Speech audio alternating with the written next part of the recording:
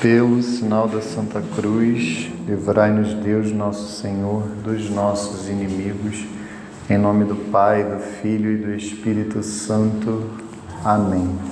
Creio em Deus Pai, Todo-Poderoso, Criador do céu e da terra, e em Jesus Cristo, seu único Filho, nosso Senhor, que foi concebido pelo poder do Espírito Santo, nasceu da Virgem Maria, padeceu sob Pôncio Pilatos, foi crucificado, morto e sepultado, desceu à mansão dos mortos, ressuscitou ao terceiro dia, subiu aos céus, está sentado à direita de Deus Pai Todo-Poderoso, de onde há de vir a julgar os vivos e os mortos.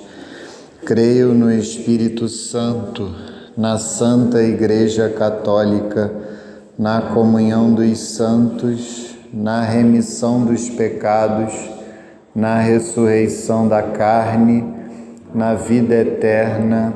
Amém. Pai nosso que estais nos céus, santificado seja o vosso nome, venha a nós o vosso reino, seja feita a vossa vontade, assim na terra como no céu. O pão nosso de cada dia nos dai hoje, perdoai-nos as nossas ofensas, assim como nós perdoamos a quem nos tem ofendido, e não nos deixeis cair em tentação, mas livrai-nos do mal. Amém. Vinde, Espírito Santo, enchei os corações dos vossos fiéis e acendei neles o fogo do vosso amor.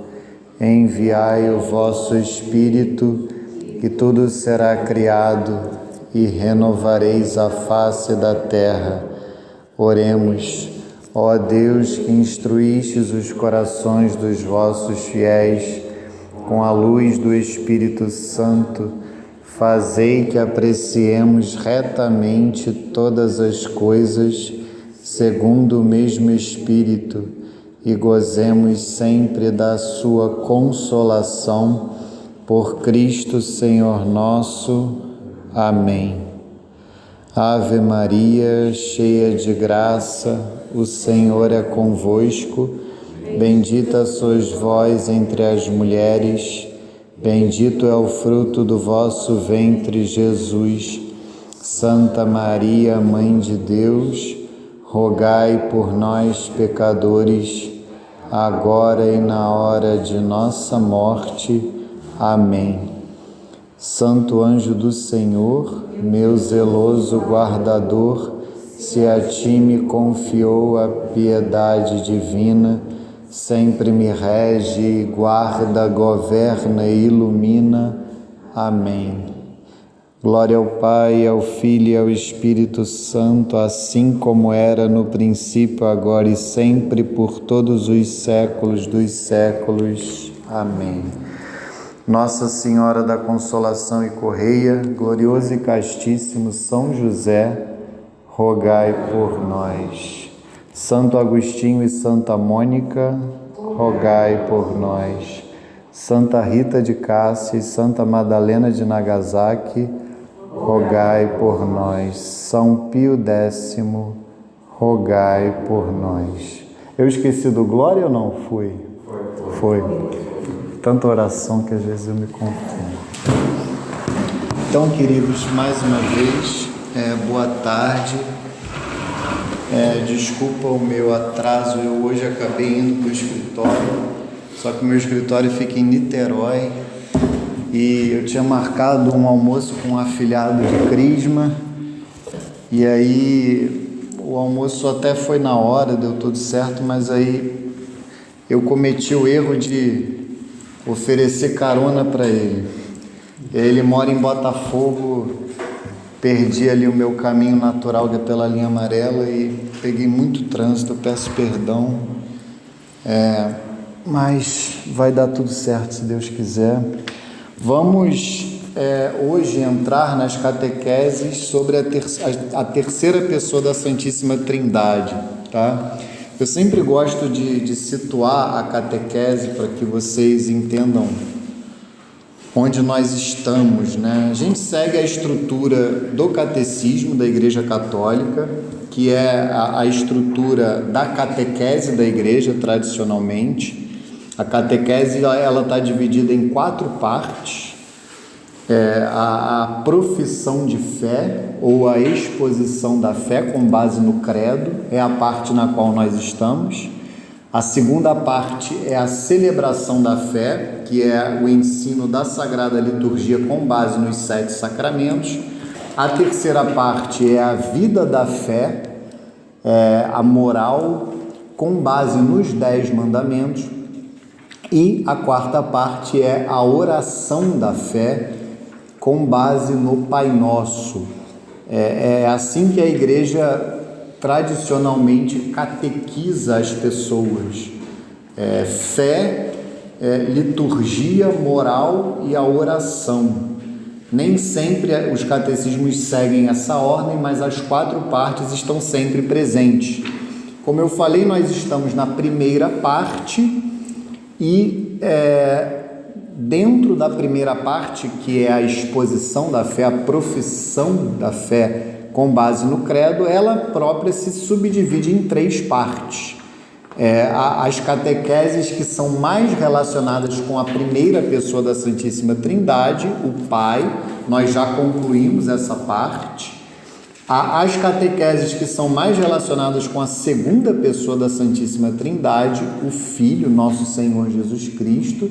Nós encerramos essa parte na aula passada, quando falamos da fé da Igreja na ascensão de nosso Senhor Jesus Cristo aos céus, 40 dias depois da sua ressurreição. E hoje nós então iniciaremos as catequeses mais relacionadas com a terceira pessoa da Santíssima Trindade, que é o Espírito Santo. O credo romano, o credo apostólico, né? Eu falei credo romano porque ele é o credo que era rezado na Igreja de Roma. O símbolo apostólico ou credo apostólico, que é esse que nós acabamos de rezar aqui no início da aula, ele simplesmente diz: creio no Espírito Santo, que é o 8º artigo da nossa fé. Nós estamos aqui no parágrafo 687 do Catecismo. Então, na aula passada nós demos, o parágrafo 683, que tem uma parte introdutória, que na aula passada nós demos até o parágrafo 682 do Catecismo. E hoje nós falaremos a partir do parágrafo 683, creio no Espírito Santo. Eu sempre falo para que vocês estudem em casa, porque aqui a gente não consegue ler e comentar tudo, até o parágrafo 747, tá? São esses os parágrafos que nós trataremos, se Deus quiser, se Deus nos permitir, na aula de hoje, do parágrafo 683 até o parágrafo 747.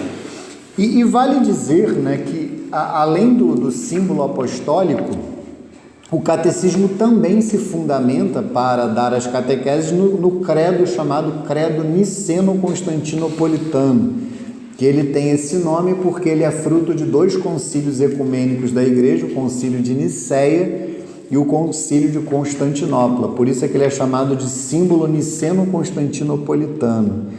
E lá depois do parágrafo 183 do Catecismo, depois vocês podem voltar e estudar, logo depois haverá a recitação, né, a exposição dos 2 credos, do símbolo dos apóstolos e do símbolo niceno-constantinopolitano. Como eu falei, o credo apostólico ele é muito sintético: creio no Espírito Santo. Já o credo niceno-constantinopolitano ele já desenvolve mais. Por isso é que eu voltei aqui nele.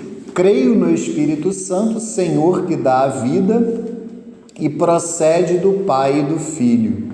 E com o Pai e o Filho é adorado e glorificado ele que falou pelos profetas.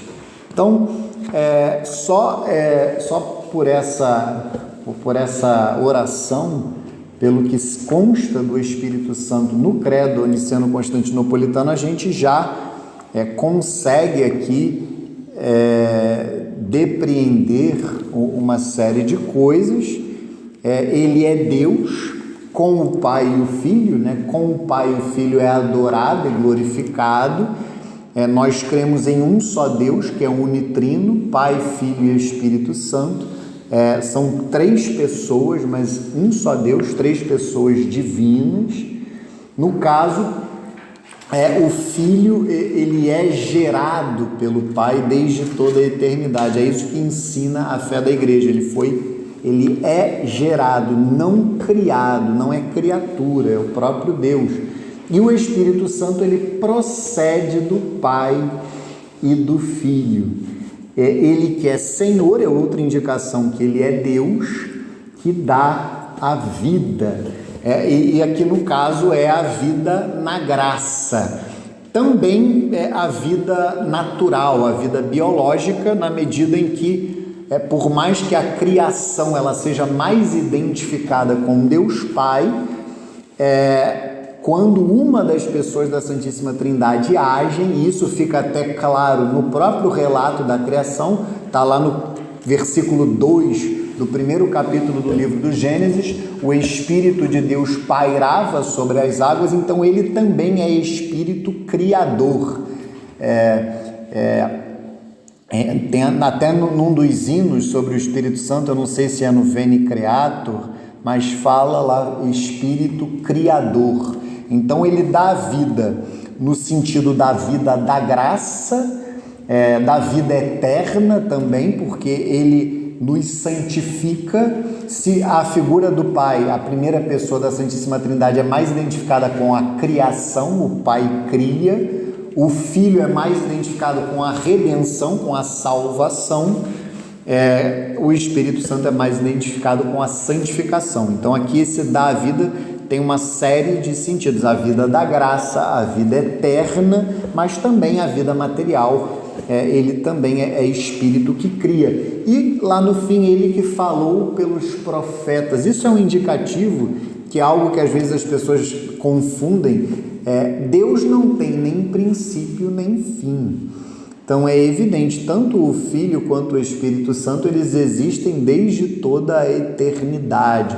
Tanto que, com relação ao Nosso Senhor, o credo vai dizer: gerado do Pai antes de todos os séculos. Lá na primeira parte do credo, nascido do Pai antes de todos os séculos, aí depois dirá gerado, não criado. Então, desde toda a eternidade, Deus ele é uno e trino.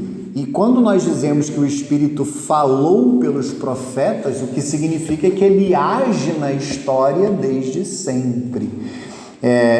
Quando a gente diz que a Sagrada Escritura é palavra de Deus, os agiógrafos, que são os escritores sagrados, eles escreveram a Escritura inspirados pelo Espírito Santo.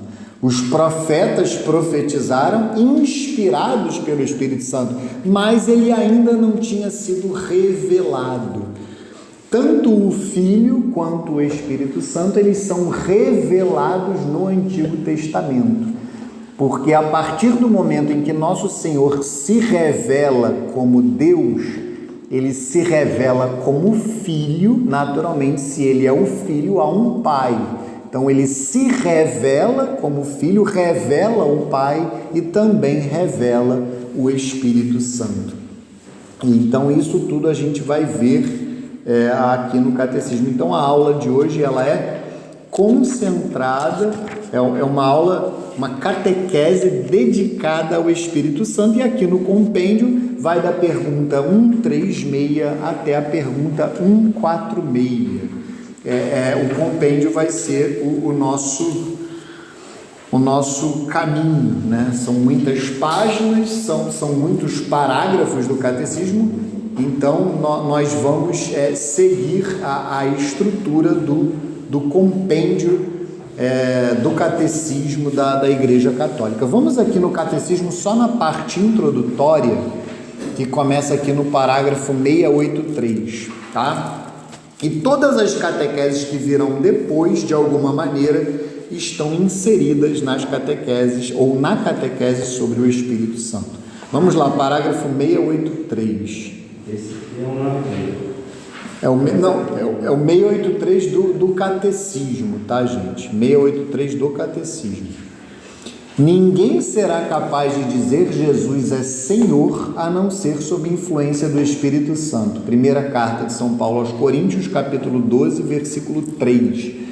Deus enviou a nossos corações o Espírito de seu Filho que clama, Abá, Pai. Gálatas 4, 6. Este conhecimento de fé só é possível no Espírito Santo. Para estar em contato com Cristo, é preciso primeiro ter sido tocado pelo Espírito Santo. É Ele que nos precede e suscita em nós a fé. Por nosso batismo, primeiro sacramento da fé, a vida que tem sua fonte no Pai e nos é oferecida no Filho, nos é comunicada intimamente e pessoalmente pelo Espírito Santo na Igreja. O batismo nos concede a graça do novo nascimento em Deus Pai, por meio de seu Filho, no Espírito Santo. Aqueles que têm o Espírito de Deus são conduzidos ao Verbo, isto é, ao Filho. O Filho os apresenta ao Pai, e o Pai lhes concede a incorruptibilidade. Portanto, sem o Espírito não é possível ver o Filho de Deus. Sem o Filho ninguém pode aproximar-se do Pai, pois o conhecimento do Pai é o Filho, e o conhecimento do Filho de Deus se faz pelo Espírito Santo. Essa é uma citação de um grande padre da Igreja, que foi quem combateu uma das primeiras heresias que ameaçaram a Igreja, que é o gnosticismo, Santo Ireneu de Lyon, que viveu na antiga Gália, que hoje é a França.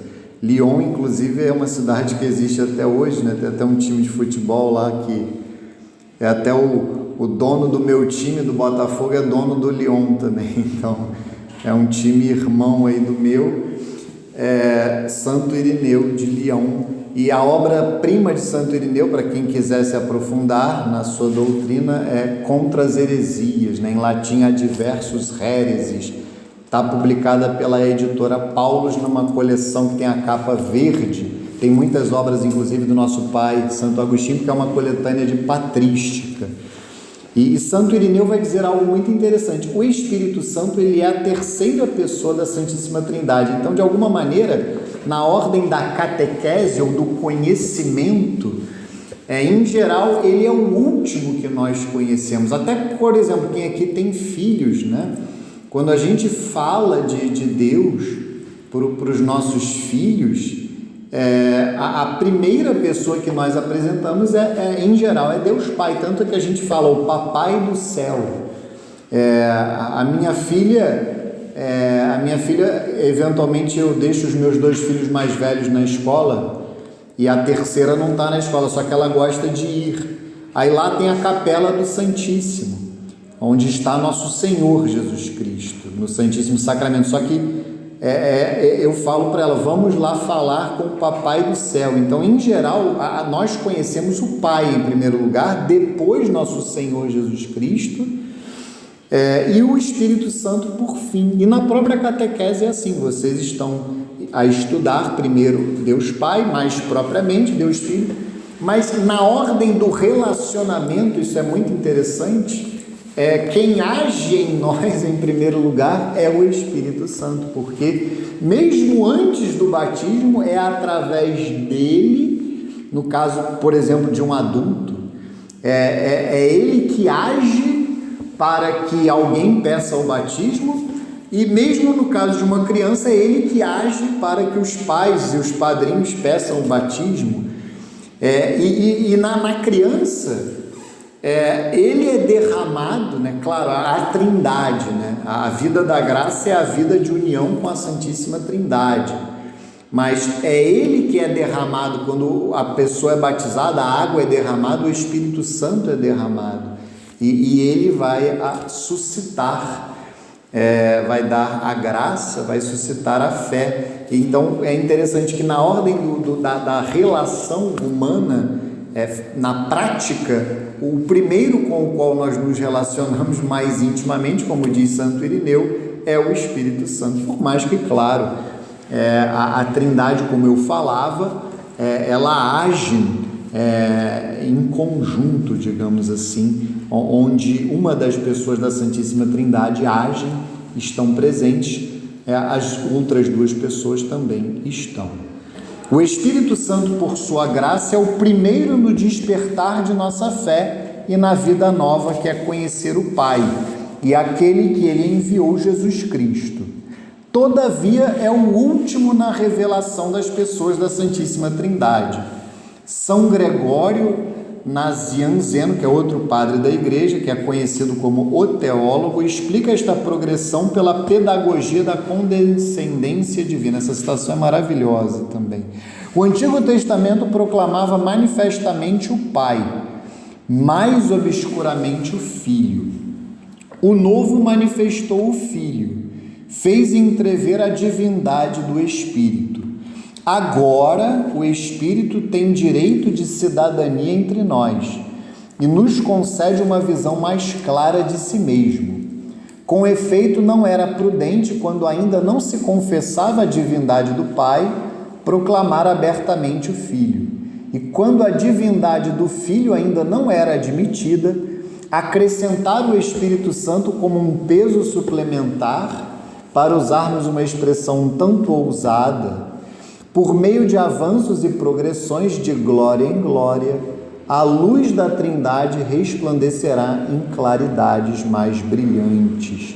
Então é uma citação de São Gregório de Nazianzo, que é posterior a Santo Irineu, é um dos chamados padres capadócios, juntamente com São Basílio Magno e São Gregório de Nissa, e eles foram muito importantes no chamado Concílio de Calcedônia, que é um concílio posterior ao Concílio de Nicéia, e se eu não me engano, posterior também ao Concílio de Constantinopla, ou está entre os dois, mas que foi muito importante para combater uma série de heresias cristológicas, heresias que colocavam em dúvida a fé na divindade de nosso Senhor Jesus Cristo.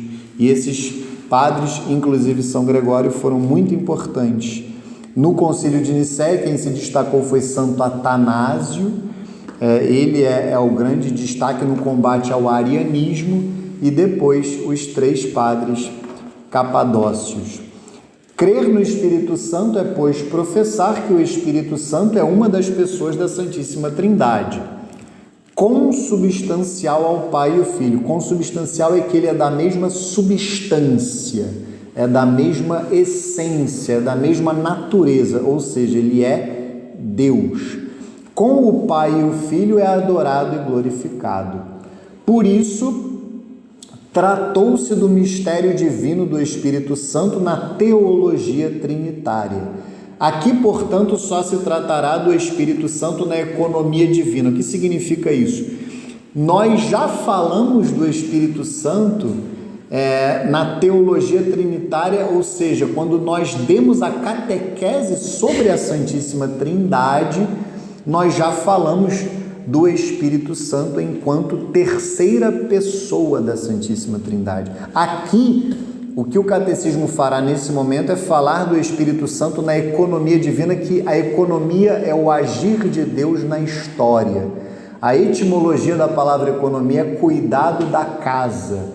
Então, aqui não se trata da taxa de juros, da taxa Selic. Economia em teologia significa o que Deus faz na história para nos salvar. Então, é o agir de Deus na história. O que a gente vai estudar agora não é mais propriamente o Espírito Santo enquanto terceira pessoa da Santíssima Trindade, digamos, no seu ser terceira pessoa da Santíssima Trindade, mas nós estudaremos o agir do Espírito Santo, a missão do Espírito Santo na história.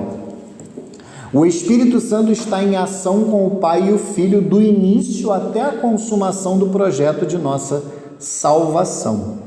É, porém, nos últimos tempos, que é o chamado tempo da Igreja, iniciados pela encarnação redentora do Filho, que ele é revelado e dado, reconhecido e acolhido como pessoa.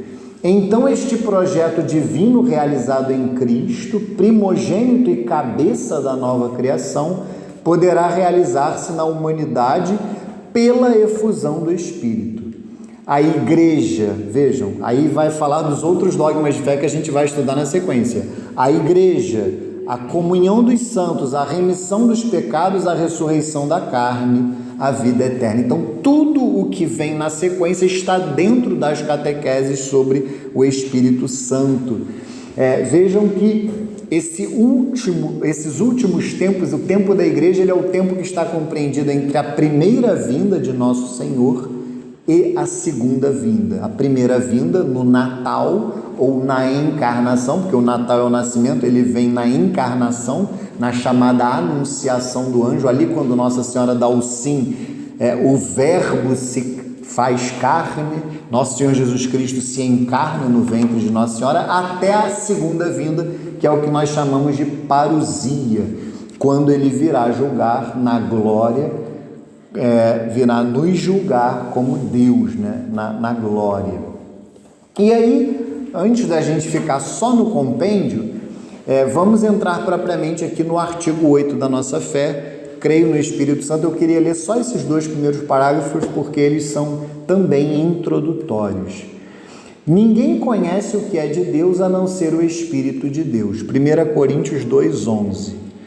Ora, seu Espírito que o revela nos dá a conhecer Cristo, seu Verbo, sua palavra viva, mas não se revela a si mesmo. Aquele que falou pelos profetas nos faz ouvir a palavra do Pai, mas ele mesmo nós não o ouvimos. Só o conhecemos no momento em que nos revela o Verbo e nos dispõe a acolhê-lo na fé. O Espírito de verdade que desvela o Cristo não fala de si mesmo. João 16:13. Tal aniquilamento propriamente divino explica o motivo pelo qual o mundo não é capaz de receber o Espírito, porque não o vê nem o conhece, enquanto os que creem em Cristo o conhecem, porque permanece junto dele. João 14:17. A Igreja, comunhão viva na fé dos apóstolos, por ela transmitida, é o lugar de nosso conhecimento do Espírito Santo. Aí vem as diversas fontes nas quais nós somos capazes de conhecer o Espírito Santo. Nas Escrituras, que ele inspirou, na tradição da qual os padres da Igreja são as testemunhas sempre atuais. Padres da Igreja são esses grandes teólogos, grandes doutores do primeiro milênio, especialmente da história da Igreja. Inclusive, o nosso pai Santo Agostinho é um padre da Igreja. No magistério da Igreja, ao qual ele, Espírito Santo, assiste, aqui o ele deveria estar com E maiúsculo. Magistério da Igreja, o que é o magistério da Igreja? O Papa, o Santo Padre, o Papa e os bispos em comunhão com ele. Isso é o magistério da Igreja. Na liturgia sacramental, por meio de suas palavras e de seus símbolos, na qual o Espírito Santo nos coloca em comunhão com Cristo. Não estamos ainda nas catequeses litúrgicas, mas vale a pena dizer que na liturgia, é claro, é sempre a Trindade que age, mas quem age mais diretamente para realizar a ação sacramental é o Espírito Santo. Tanto que, por exemplo, na Santa Missa, antes da consagração, o que o padre vai fazer? Ele vai fazer a chamada epiclese, a invocação do Espírito Santo. Antes dele consagrar as espécies eucarísticas, antes de ele elevar o pão que vai se transubstanciar no corpo de Nossa Senhora, a gente vai falar o que é a transubstanciação no momento apropriado, mas é a mudança da substância, porque o pão nos seus acidentes ele não muda, o que muda é a substância. Isso é filosofia, né? São conceitos filosóficos, mas o acidente é aquilo que nós vemos do ser das coisas. A substância é aquilo que nós não vemos. Então, o que muda, né, no pão é a substância. Por isso é que Santo Tomás desenvolve esse conceito de transubstanciação. Então, o pão se transubstancia no corpo de Nosso Senhor, o vinho no sangue. Antes dessa ação, quando o padre, na pessoa de Cristo, vai dizer: isto é o meu corpo, e naquele momento acontece a transubstanciação, e ele diz: este é o cálice do meu sangue, e ele fala na pessoa de Cristo, e é naquele momento que, com a palavra do sacerdote em persona Christi, acontece a transubstanciação.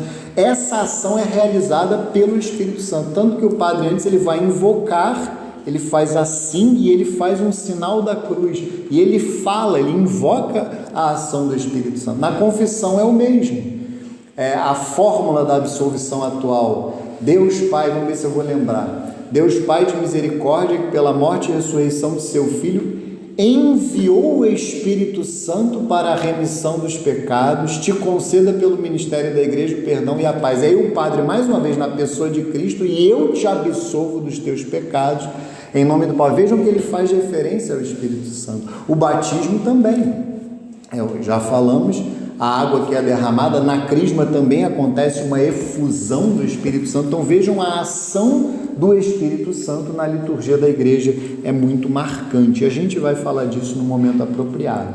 Aí, continuando aqui, na oração, na qual ele intercede por nós. O São Paulo, inclusive, na carta aos Romanos, ele diz que nós não sabemos o que pedir a Deus, nem como pedir, mas o Espírito vem em nosso socorro com gemidos inefáveis. Então, na oração é quando nós nos colocamos em comunhão com Deus.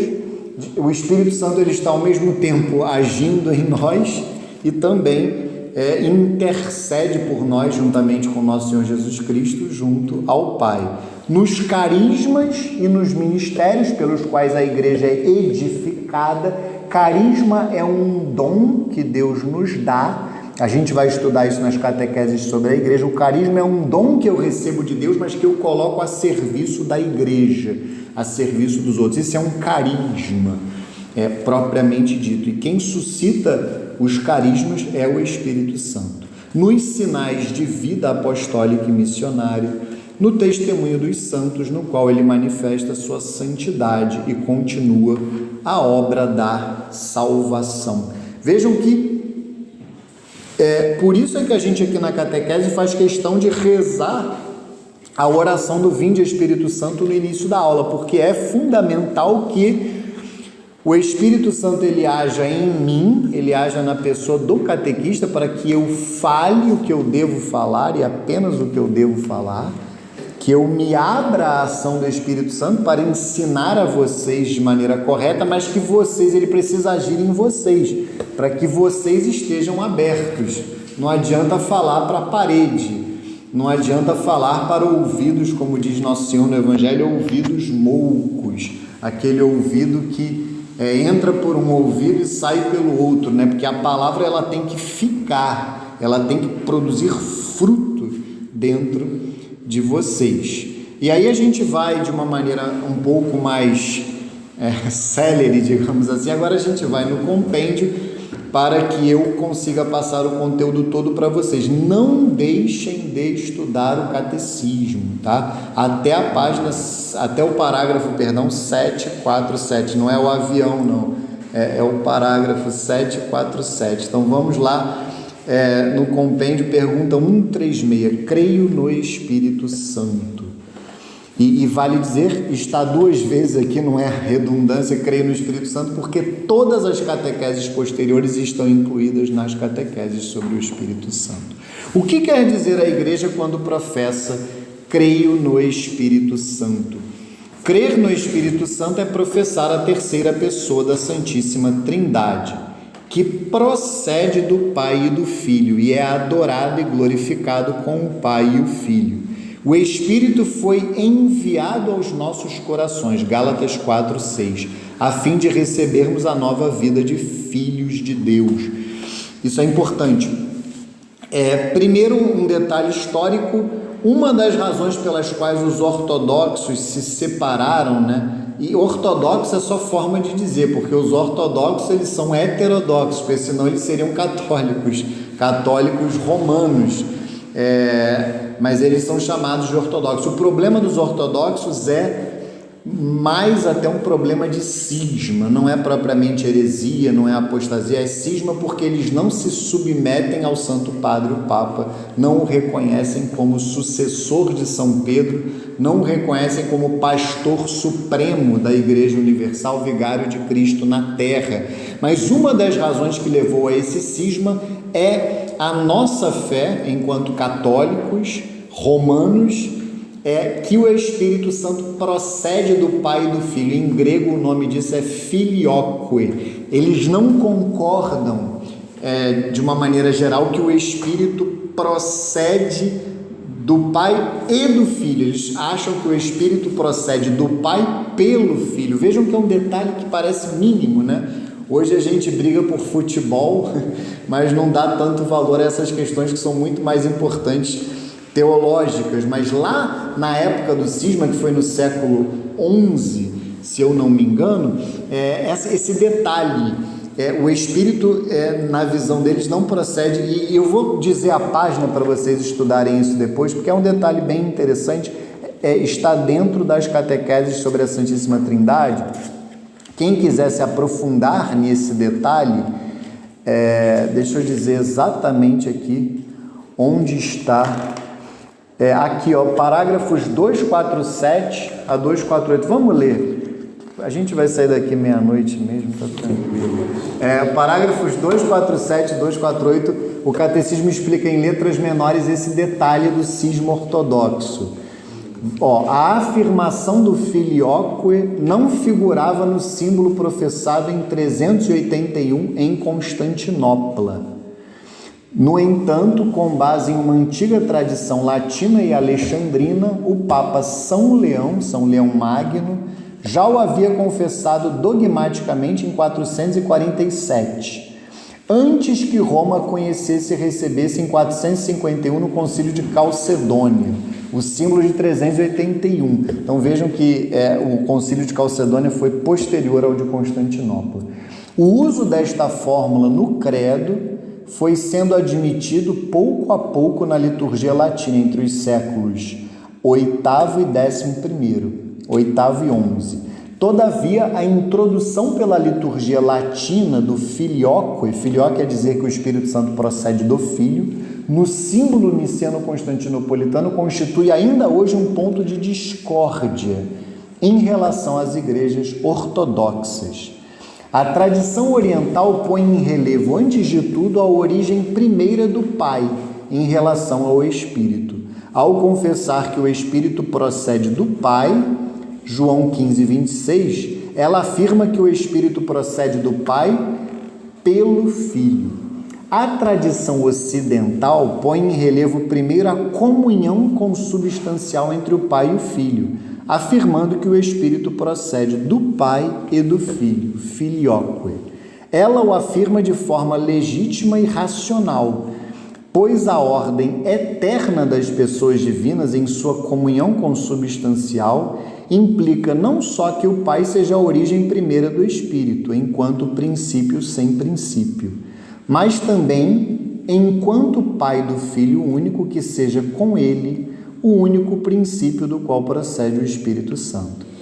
Esta legítima complementaridade, se não for radicalizada, não afeta a identidade da fé na realidade do mesmo mistério confessado. Então, o que está dito aqui é que, se essa diferença pequena não for radicalizada, seria possível haver uma comunhão entre católicos, romanos e ortodoxos, a tradição oriental e a tradição ocidental, porque uma dá mais relevo ao fato de que o Pai é, de fato, origem das duas outras pessoas da Santíssima Trindade, ao dizer que procede do Pai pelo Filho, enquanto nós ocidentais, nós damos mais relevo ao fato de que o Pai comunica tudo ao Filho, de maneira que, se o Espírito Santo procede do Pai, ele também procede do Filho.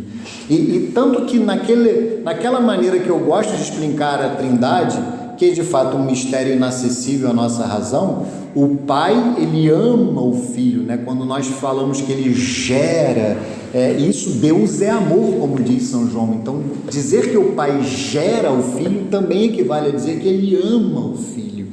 E o Filho, ele é amado pelo Pai e ama o Pai de volta. E o Espírito Santo, ele é literalmente o amor do Pai e do Filho. Ele é o Espírito Santo. O Espírito Santo, ele é o amor de Deus em pessoa divina. Por isso é que São Paulo vai dizer na carta aos Romanos que o amor de Deus foi derramado em nossos corações graças ao Espírito Santo que nos foi dado. Então ele é de fato o amor de Deus. E essa última questão de que de fato nós nos tornamos filhos de Deus pelo Espírito Santo que é derramado. Hoje tem um certo politicamente correto que até às vezes padres e diáconos durante o batismo relativizam a questão da filiação divina. A minha filha que fez 1 mês ontem, ela ainda não é filha de Deus. Ela pode ser considerada filha de Deus de uma maneira imprópria, porque ela ainda não foi batizada. Nesse ponto tem uma controvérsia minha com a minha esposa. Por mim eu batizava no dia do nascimento, como era antigamente. A minha esposa já fica com uma certa calma que me irrita um pouco, mas eu renuncio como bom homem prudente que entende quem manda em casa em algumas questões literalmente. Mas é claro, numa situação de risco de vida, Deus nos livre e guarde, eu posso batizá-la, minha esposa pode batizá-la, não só posso, eu devo batizá-la. Eu inclusive entro na sala de parto com uma garrafinha de água, porque pode acontecer alguma coisa nos 4 partos dos nossos filhos. Eu levei sempre uma água para batizar a criança se acontecer alguma coisa. Mas a minha filha Maria Isadora não é filha de Deus. Ela é filha enquanto criatura de Deus e também enquanto pessoa humana, criada à imagem e semelhança. Mas isso é num sentido impróprio. Por quê? Quando a gente fala que alguém é filho de Deus, é porque Jesus, nosso Senhor Jesus Cristo, é filho de Deus. É igual aquela sabedoria popular: o filho do boi, bezerrinho é; o filho do peixe, peixinho é.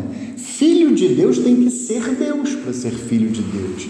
Então, como é que a gente se torna filho de Deus no batismo? É graças ao Espírito Santo. Por isso é que São Paulo vai falar, se eu não me engano, na carta aos Gálatas, que ele é o Espírito de adoção. Nós não nos tornamos filhos de Deus por natureza.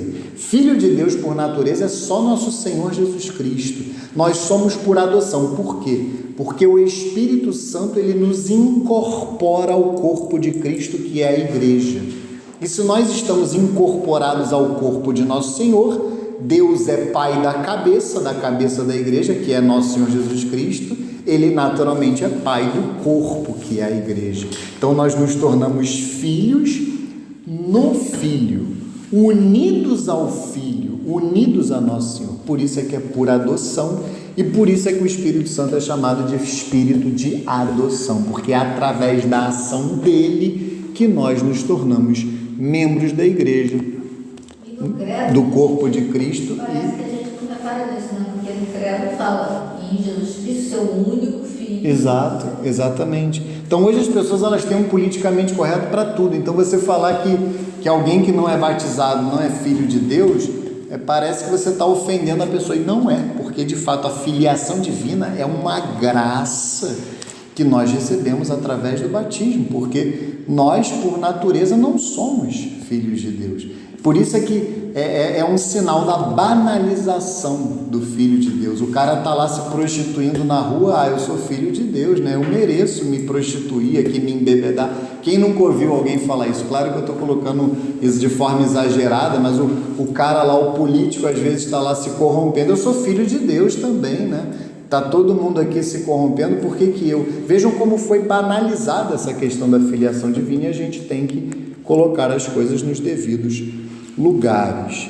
E aí a pergunta 137 vai falar da missão. Aí a gente vai entrar na questão da economia, né? O agir do Espírito Santo. Porque a missão do Filho e do Espírito são inseparáveis.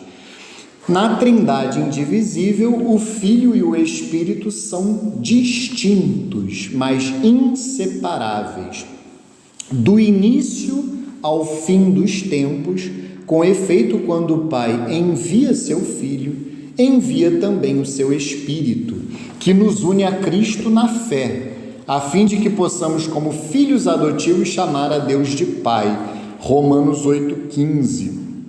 O Espírito é invisível, mas nós o conhecemos por meio da sua ação, quando nos revela o Verbo e quando age na igreja. Isso é muito interessante, porque se nós pensarmos, por exemplo, na encarnação, nosso Senhor Jesus Cristo se encarna no ventre de Nossa Senhora pelo poder do Espírito Santo. O próprio Santo Irineu de Lyon vai dizer que o Filho e o Pai são, e isso é interessante, porque parece que isso dá razão aos ortodoxos, né? Mas isso é só uma forma de falar. O Santo Irineu vai colocar a imagem de que o Filho e o Pai são os dois braços, o Filho e o Espírito são os dois braços do Pai que agem na história, né? E eles agem realmente em conjunto, a missão deles é inseparável. E a gente vê isso na encarnação.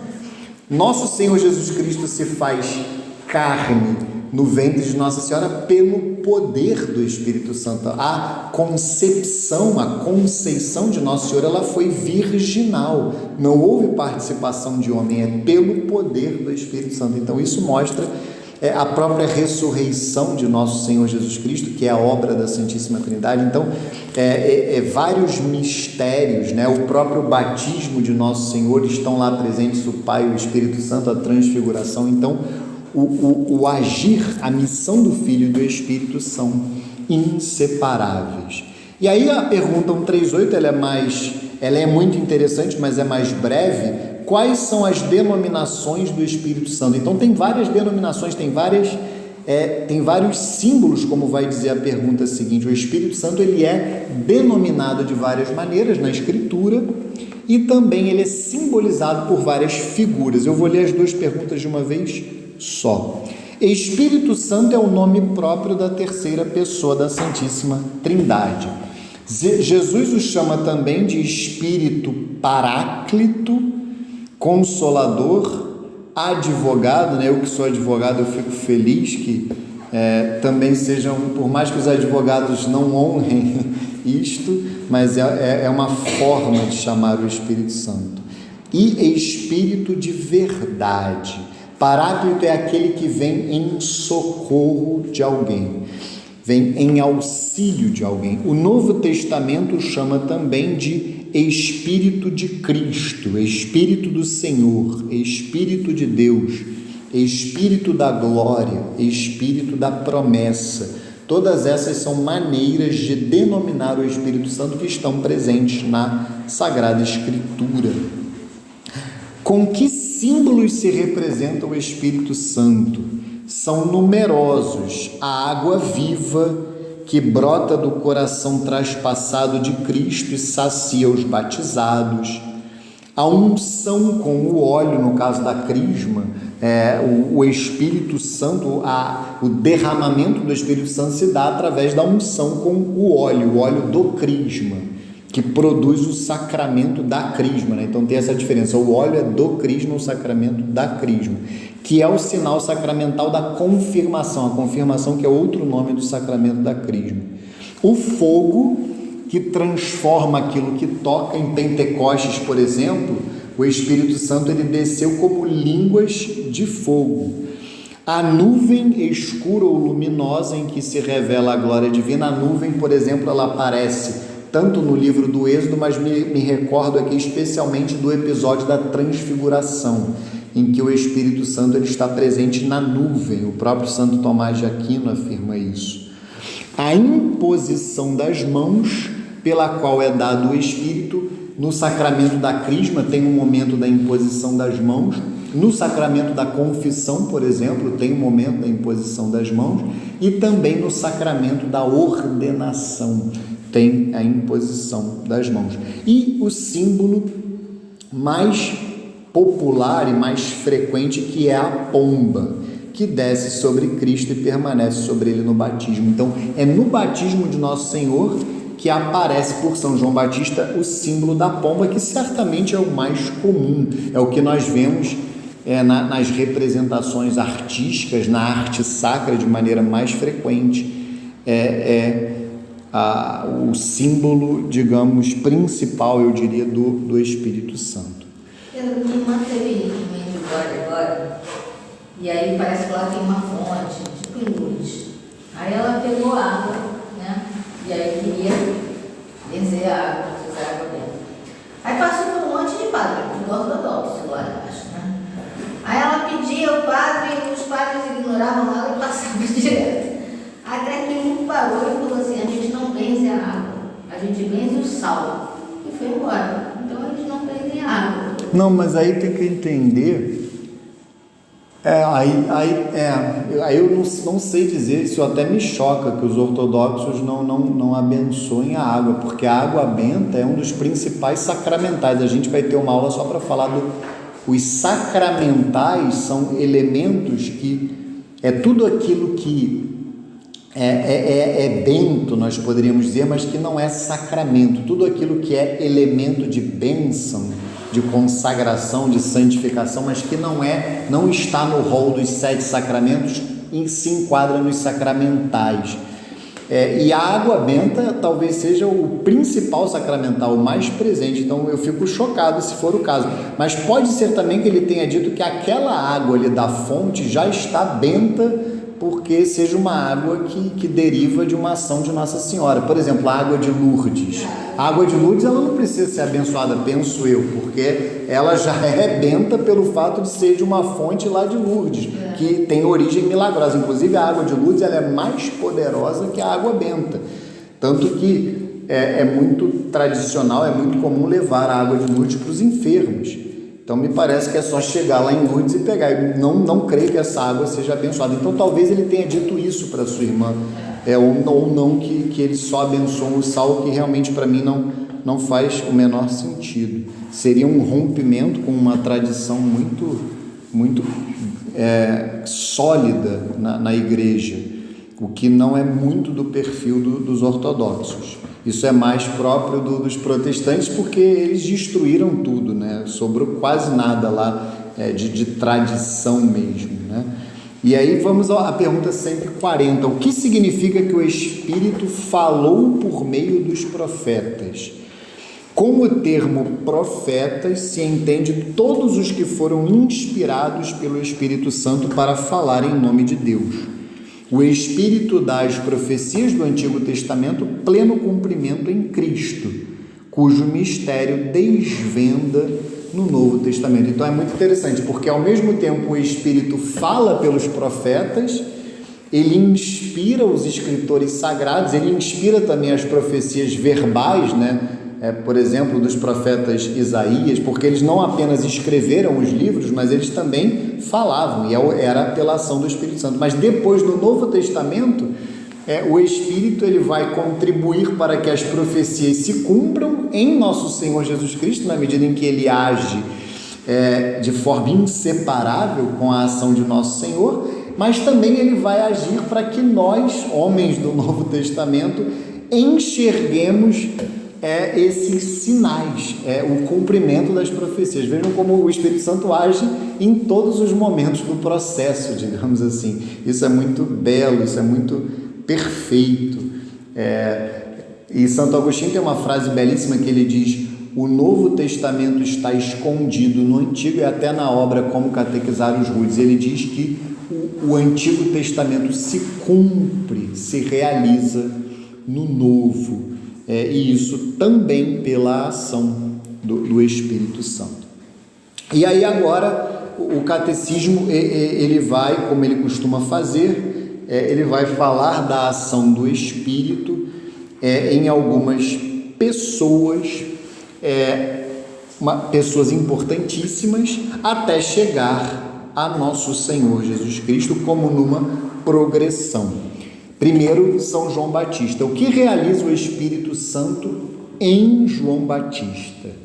O Espírito Santo enche João Batista, o último profeta do Antigo Testamento. Vejam, a pergunta 140 então fala de todos os justos, de todos os santos do Antigo Testamento. Aí vai chegar no ápice, tanto que Nosso Senhor vai dizer nenhum homem nascido de mulher é maior do que São João Batista. Isso não significa dizer que ele é o maior santo da história, porque depois dele as pessoas não nascem mais de mulher.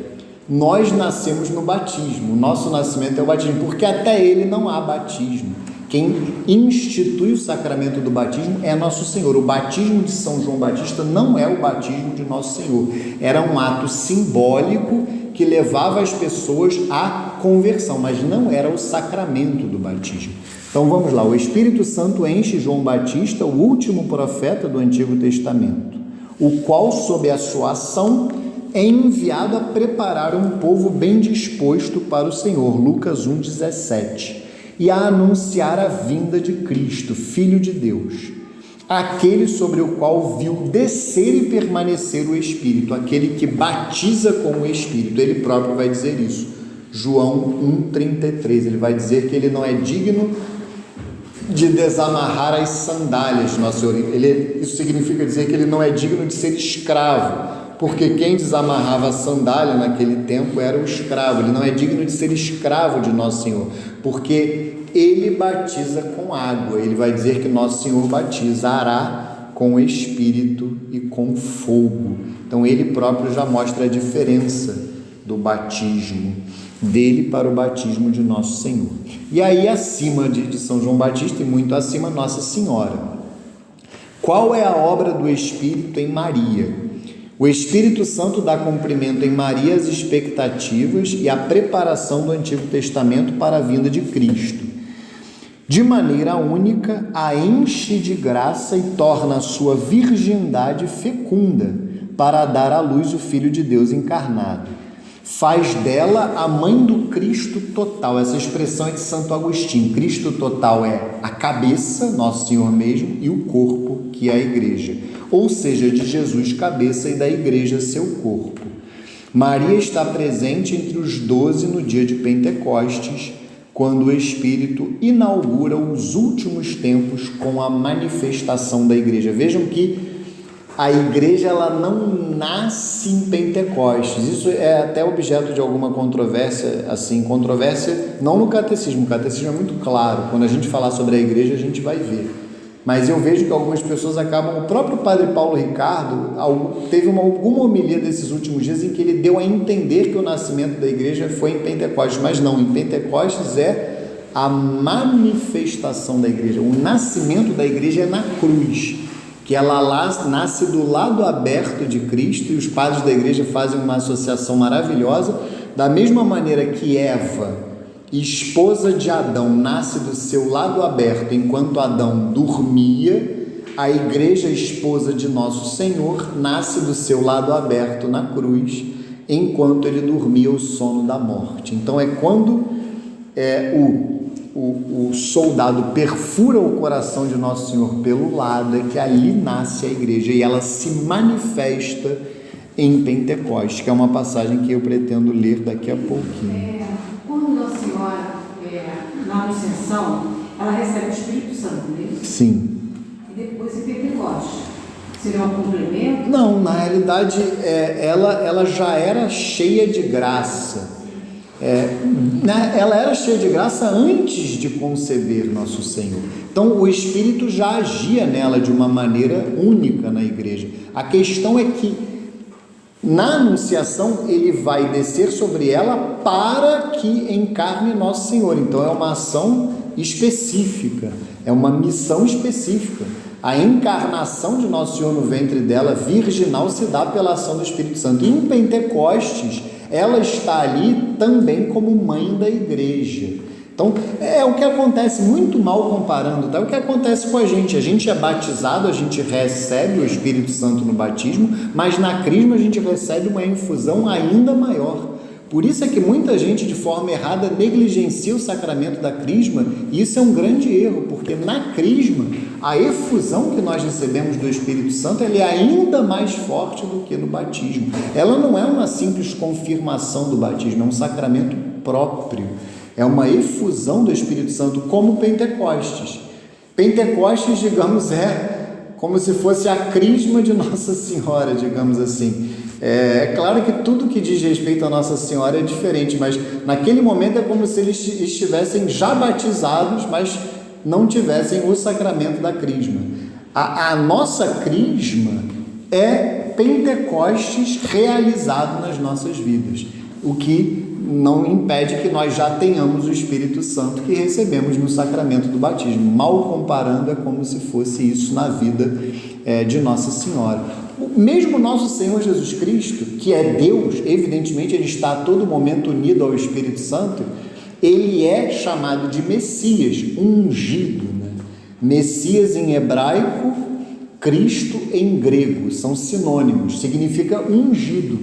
Nosso Senhor já tem o Espírito Santo, mas ele próprio ele é ungido de uma maneira muito especial na encarnação, porque ele se encarna pela ação do Espírito Santo, mas isso ele recebe novamente o Espírito Santo no batismo, por exemplo, que ele desce em forma de pomba sobre ele depois que ele é batizado por São João Batista. Então, o fato de recebermos, isso é até um incentivo para que nós sempre peçamos a todo momento, todos os dias, vinde Espírito Santo, supliquemos pela ação do Espírito Santo.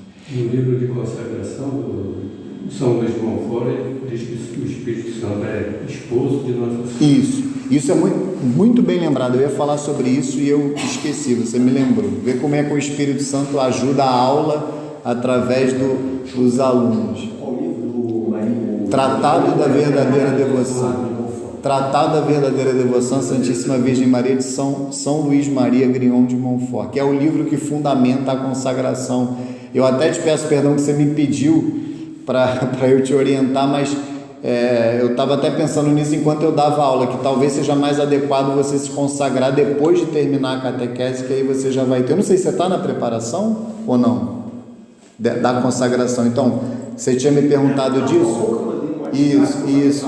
E aí a mensagem ficou perdida, mas ficou na minha cabeça. Talvez seja mais adequado você se consagrar no ano que vem, que você já vai ter concluído a sua catequese, você vai ter mais fruto, tanto na preparação como na consagração. Mas quando a gente fala que o Espírito é esposo de Nossa Senhora, algumas pessoas têm uma visão errada e até meio pagã, porque por exemplo, na mitologia grega que Deus se relaciona com pessoas, tem lá o Hércules, que é filho de Zeus com uma pessoa, né? Então, às vezes as pessoas acham que o Espírito Santo é esposo de Nossa Senhora porque ela concebeu pela ação dele. Não é isso. É evidente, aquilo, Deus nos livre e guarda, dá vontade até de dar um tapa na boca. Aquilo não foi uma relação conjugal entre o Espírito Santo. Por que ela é chamada de esposa do Espírito Santo? Porque ela é dócil, totalmente dócil à ação dele. Como deve ser no caso dos esposos, né? A relação espontânea, ela tem, como o próprio São Paulo fala na carta aos Efésios, essa submissão mútua. E claro, no caso, nós com Deus, nós devemos nos submeter a Ele. Então ela é esposa do Espírito Santo porque ela é totalmente dócil à sua ação. Ela vive para fazer a vontade de Deus, que o Espírito Santo realiza, é chamado a realizar enquanto Deus nas nossas vidas. E aí vem a pergunta 143, vai chegar ao ápice, que é a ação do Espírito Santo em nosso Senhor. Então ela vai falar da ação do Espírito Santo em Cristo cabeça e depois na igreja em Pentecostes, na cabeça e no corpo. Que relação há entre o Espírito e Cristo Jesus na sua missão terrena? O Filho de Deus é consagrado Messias, Cristo, ungido, mediante a unção do Espírito na sua humanidade, desde a encarnação. Vejam, na humanidade, porque enquanto Deus ele está unido ao Espírito Santo. Ele o revela no seu ensinamento, cumprindo a promessa feita aos pais, e o comunica à igreja nascente, soprando sobre os apóstolos depois da sua ressurreição. Essa é uma passagem que é chamada assim de proto-Pentecostes, é como se fosse um primeiro Pentecostes. A gente até pode ler, porque é uma passagem breve, que mostra Nosso Senhor soprando o Espírito Santo sobre os apóstolos depois da sua ressurreição. O que acontece no dia de Pentecostes? 50 dias depois da sua ressurreição, no dia de Pentecostes, Jesus Cristo glorificado já está à direita do Pai, ele já subiu, já ascendeu, derrama em profusão o Espírito e o manifesta como pessoa divina, de modo que a Trindade Santa é plenamente revelada. Vejam que é principalmente em Pentecostes que a Trindade Santa é plenamente revelada, é manifesta. A missão de Cristo e do Espírito torna-se a missão da Igreja, enviada para anunciar e difundir o mistério da comunhão trinitária. Vejam que maravilha! A missão da Santa Igreja Católica é a missão de Nosso Senhor Jesus Cristo e do Espírito Santo. Vejam que a Igreja, a gente vai aprender isso a partir da próxima aula, ela, antes de ser uma instituição, antes da sua face humana, ela é divina, ela é do céu.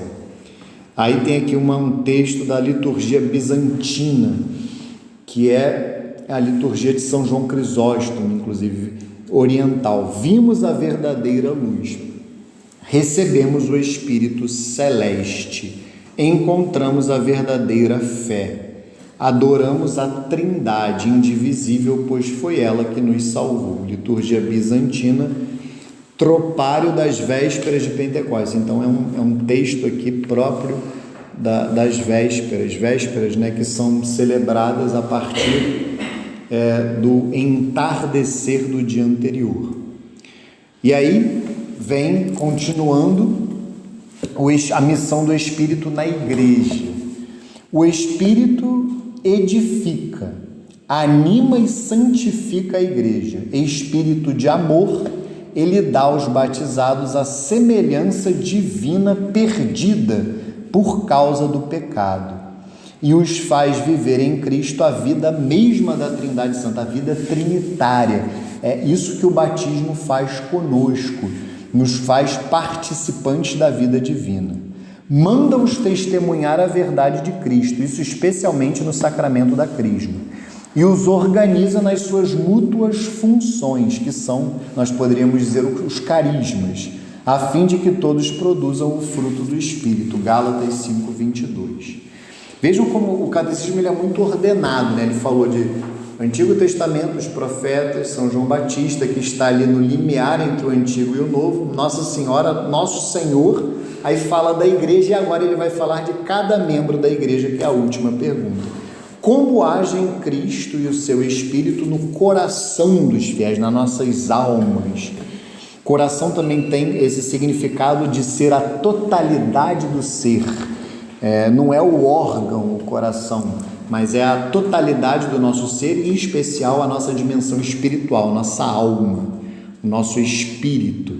Por meio dos sacramentos, Cristo comunica aos membros do seu corpo o seu espírito e a graça de Deus que produz os frutos de vida nova, segundo o Espírito. Enfim, o Espírito Santo é o mestre da oração. Então isso é muito belo. Mais uma vez, o Espírito age em todo o processo. Quando nós rezamos, quando nós nos dirigimos a Deus, quando nós nos dirigimos à Igreja, Ele está a agir em nós. Quando nós rezamos, Ele intercede em nosso favor.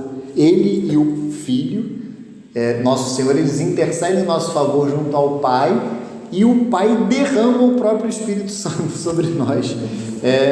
Então vejam que Ele age, é igual aquele jogador, claro que não existe, que bate o escanteio e corre para cabecear, né? Então Ele age em todas as partes do processo da nossa santificação.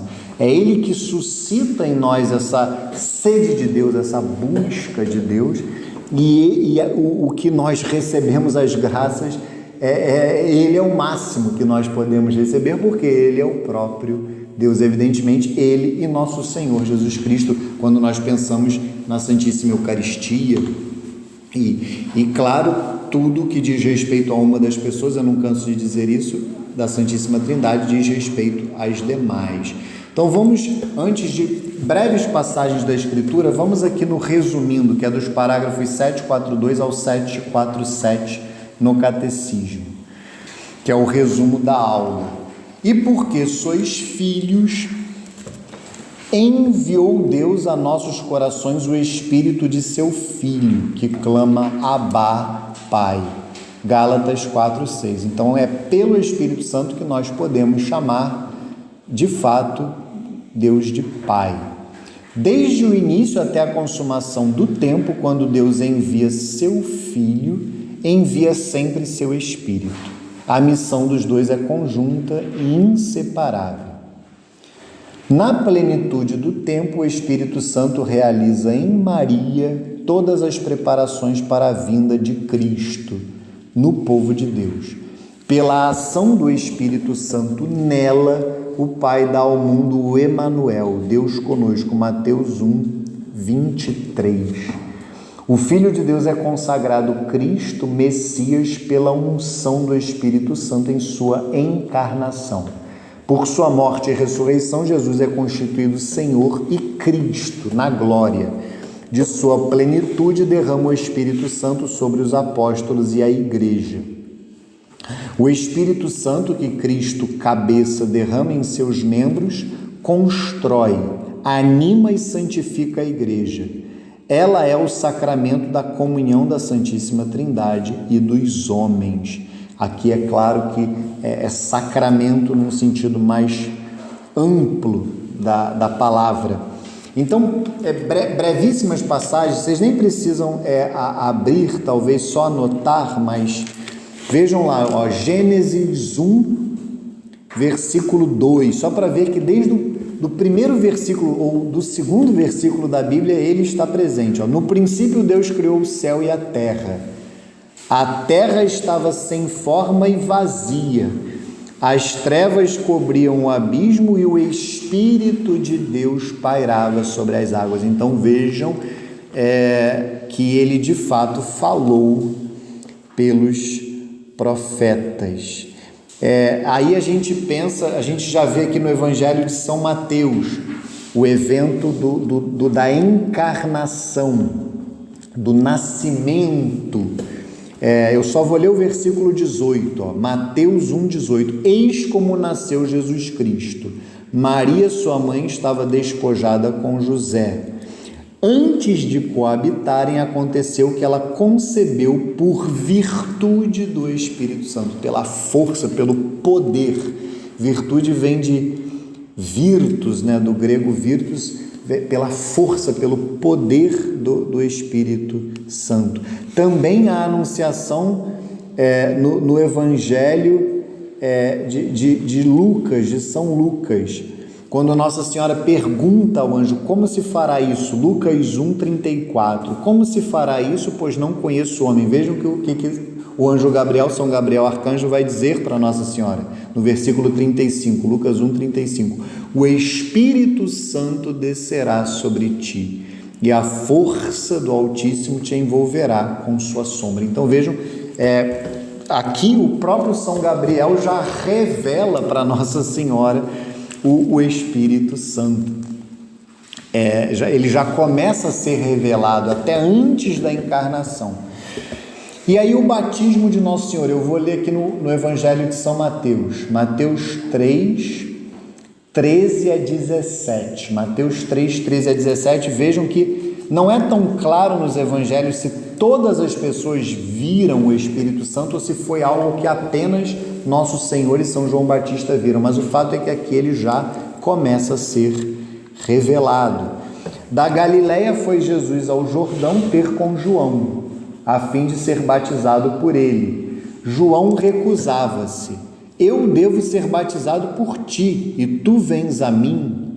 Mas Jesus lhe respondeu, deixa por agora, pois convém cumpramos a justiça completa. Então João cedeu. Depois que Jesus foi batizado, saiu logo da água. Eis que os céus se abriram e viu descer sobre ele em forma de pomba o Espírito de Deus. E do céu baixou uma voz, eis meu Filho muito amado, em quem ponho minha afeição. Então aqui estão presentes as três pessoas da Santíssima Trindade. O Filho, como diz Santo Tomás, o Filho no homem, o Pai na voz e o Espírito na pomba. E o mesmo acontece na transfiguração. A transfiguração no Evangelho de São Mateus está no capítulo 17. Na transfiguração, o Espírito Santo ele está presente na nuvem. Lá no versículo 5, Mateus 17, 5. Vou ler do 4 porque vai dizer, São Pedro tomou então a palavra e disse-lhe: Senhor, é bom estarmos aqui. Se queres, farei aqui 3 tendas, uma para ti, uma para Moisés e outra para Elias. Falava ele ainda, ele, São Pedro, quando veio uma nuvem luminosa e os envolveu, e daquela nuvem fez-se ouvir uma voz que dizia: Eis o meu filho muito amado, em quem pus toda a minha afeição. Ouvi-o. E Santo Tomás vai dizer aqui, o Filho está presente no homem, o Pai na voz, e nesse caso aqui o Espírito na nuvem luminosa. O Espírito Santo aqui está presente na nuvem luminosa. E tem várias citações do Espírito Santo no Novo Testamento. Eu só gostaria de colocar aqui uma citação de que nosso Senhor prega. Ele não foi revelado apenas, entre aspas, nesses acontecimentos nos quais ele agiu, nos quais ele apareceu. Nosso Senhor fala do Espírito Santo.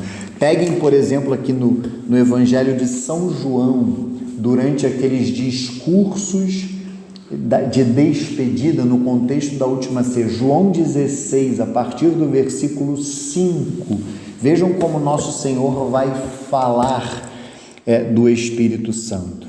Olhem que maravilha. Agora vou para aquele que me enviou, no caso o Pai, e ninguém de vós me pergunta para onde vais, mas porque vos falei assim, a tristeza encheu o vosso coração. Entretanto, digo-vos a verdade, convém a vós que eu vá, porque se eu não for, o Paráclito não virá a vós, mas se eu for, vô-lo enviarei. E quando ele vier, convencerá o mundo a respeito do pecado, da justiça e do juízo. Convencerá o mundo a respeito do pecado, que consiste em não crer em mim. Ele o convencerá a respeito da justiça, porque eu me vou para junto do meu Pai, e vós já não me vereis. Ele o convencerá a respeito do juízo, que consiste em que o príncipe deste mundo, no caso o diabo, já está julgado e condenado. Muitas coisas ainda tenho a dizer-vos, mas não as podeis suportar agora.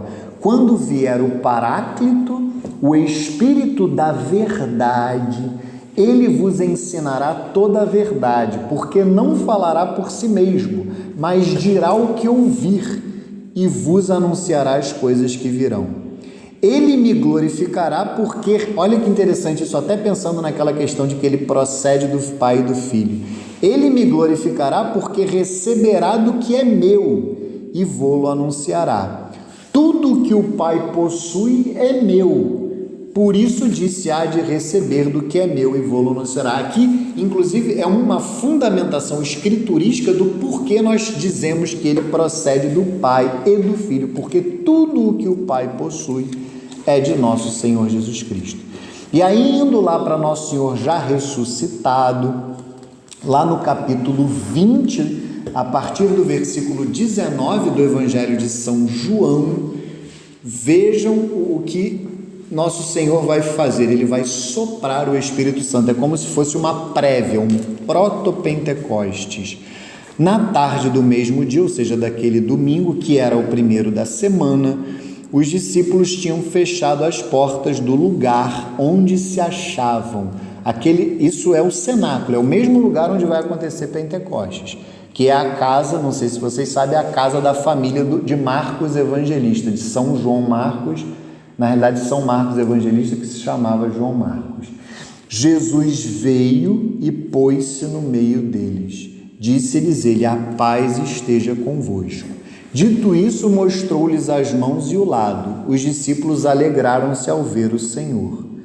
Disse-lhes outra vez: a paz esteja convosco. Como o Pai me enviou, assim também eu vos envio a vós. Depois dessas palavras, soprou sobre eles, dizendo-lhes: recebei o Espírito Santo. Aqueles a quem perdoardes os pecados, lhes serão perdoados. Aqueles a quem os retiverdes, lhes serão retidos. Aqui é a fundamentação, inclusive, bíblica. Não que nós católicos tenhamos necessidade de fundamentações expressas na Bíblia, mas porque nós cremos na tradição da igreja. Mas aqui tem uma fundamentação bíblica claríssima do sacramento da confissão. Recebei o Espírito Santo. Aí fala da confissão. Então, para a gente fechar, que a minha esposa já está me ligando aqui, vai brigar comigo com certeza, final do Evangelho de São Lucas, antes da ascensão que nós lemos na semana passada, Lucas 24, a partir do versículo 44, Nosso Senhor vai falar claramente aqui do Espírito Santo também. Depois lhes disse Nosso Senhor aos apóstolos: isto é o que vos dizia quando ainda estava convosco. Era necessário que se cumprisse tudo o que de mim está escrito na lei de Moisés, nos profetas e nos salmos. Vejam, abriu-lhes então o Espírito, no caso o Espírito deles, para que compreendessem as Escrituras, dizendo: assim é que está escrito, e assim era necessário que Cristo padecesse, mas que ressurgisse dos mortos ao terceiro dia, e que em seu nome se pregasse a penitência e a remissão dos pecados a todas as nações, começando por Jerusalém. Vós sois testemunhas de tudo isso. Eu vos mandarei o prometido de meu Pai. Entretanto, permanecei na cidade até que sejais revestidos da força do alto. A força do alto é o Espírito Santo. E agora, para fechar,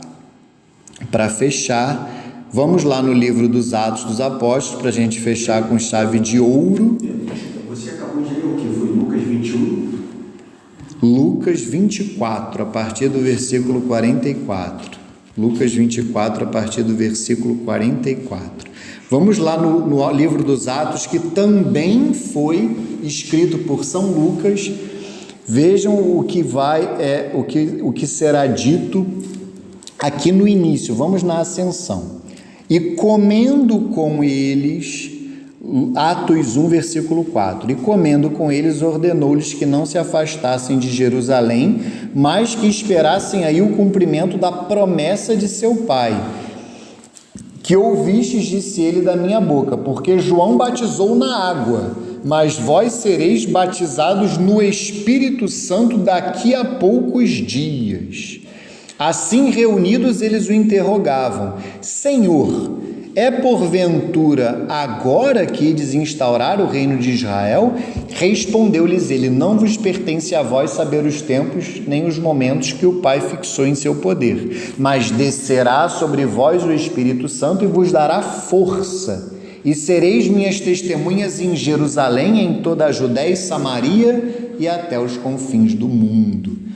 E aí a gente chega em Pentecostes, só para que vocês saibam, eu não vou ler, mas é ali no versículo 12 a 14, especialmente no 14, é que a gente sabe que Nossa Senhora estava presente em Pentecostes, porque no 14 diz o seguinte, do capítulo 1, todos eles perseveravam unanimemente na oração, no caso os apóstolos, juntamente com as mulheres, entre elas Maria, mãe de Jesus, e os irmãos dele. Irmãos, claro, não são irmãos, são os primos, os parentes próximos, porque naquela época irmão era utilizado indistintamente para irmãos propriamente ditos e primos.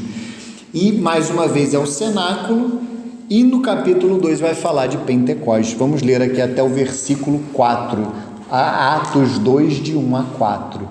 Chegando o dia de Pentecostes, estavam todos reunidos no mesmo lugar, ou seja, no cenáculo. De repente veio do céu um ruído como se soprasse um vento impetuoso e encheu toda a casa onde estavam sentados. Apareceu-lhes então uma espécie de línguas de fogo que se repartiram e pousaram sobre cada um deles. Ficaram todos cheios do Espírito Santo e começaram a falar em outras línguas, conforme o Espírito Santo lhes concedia que falassem. Aqui é o acontecimento de Pentecostes, que é essa manifestação pública da Santíssima Trindade e uma manifestação pública da Igreja. E só para eu terminar como eu comecei, Vejam que está dito no último versículo da Bíblia. Eu li o segundo versículo que fala do Espírito Santo, vejam o último. Olha que interessante. Lá no livro do Apocalipse, capítulo 22, deixa eu só ver aqui, quando fala o Espírito e a igreja dizem. Engraçado, aqui não está dizendo assim. Versículo 17, Apocalipse 22, 17. Vejam, o Espírito e a esposa dizem: vem. Possa aquele que ouve dizer também: vem. Aquele que tem sede, venha. E que o homem de boa vontade receba gratuitamente da água da vida, que também é um sinal do Espírito Santo. Aquele diálogo de Nosso Senhor com a samaritana, quando ele fala: eu vos darei uma água que jorra para a vida eterna. Isso é o Espírito Santo, quando ela está lá no poço tirando a água. Eu declaro a todos aqueles que ouvirem as palavras da profecia deste livro, que foi escrito por São João Evangelista, o livro do Apocalipse: se alguém lhes ajuntar alguma coisa, Deus ajuntará sobre ele as pragas descritas neste livro. E se alguém dele tirar qualquer coisa, Deus lhe tirará a sua parte da árvore da vida e da cidade santa descritas neste livro. Tem até uma ameaça que eu nunca tinha lido, ou pelo menos não estava fixado na minha memória. Aquele que atesta estas coisas diz: sim, eu venho depressa. Amém. Vem, Senhor Jesus. A graça do Senhor Jesus esteja com todos. Vejam que tem uma referência do Espírito Santo no livro do Gênesis, lá no início da Escritura, e uma referência claríssima dele no final. O Espírito e a esposa dizem: vem. Isso em hebraico é Maranatá. Maranatá significa: vem, Senhor Jesus. Hoje foi uma aula meio express. Eu tive que falar igual locutor de cavalo, mas deu tudo certo, graças a Deus, não a mim. Então vamos entregar os frutos da aula a Nossa Senhora. Em nome do Pai, do Filho e do Espírito Santo. Amém. Ave Maria, cheia de graça, o Senhor é convosco.